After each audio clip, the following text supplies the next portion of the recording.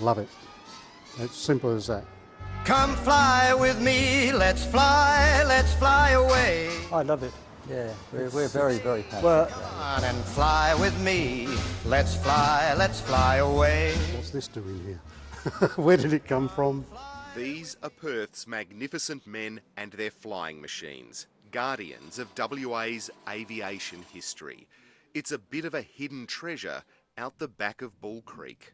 And even down to young kids, they go, oh wow, look at that, and that's what it's got. It's got the wow factor. I think that's what I like to hear. John Harris and Don Crane are the Lanc boys.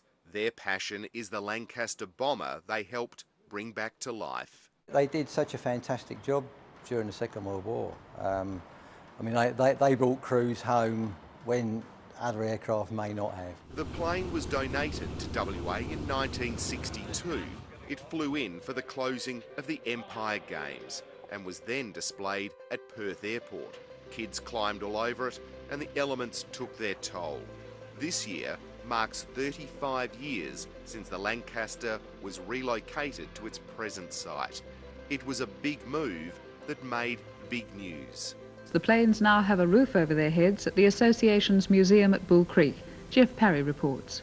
It's been a long haul for this Lancaster bomber, an aircraft legend made famous during the Second World War. Of the 7,400 made, only a handful have survived the years.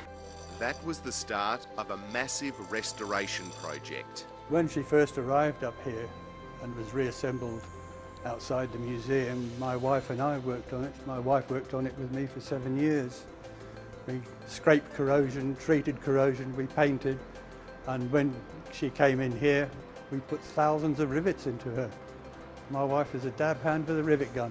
The Lancaster has now been joined by 30 planes, including a Dakota C-47. There's also a Spitfire. We've actually had people that have been so taken back emotionally from having a chance to get inside the aircraft and just feel what maybe their father or uncles or would have done at the time. The latest acquisition is the Iroquois chopper, the Huey.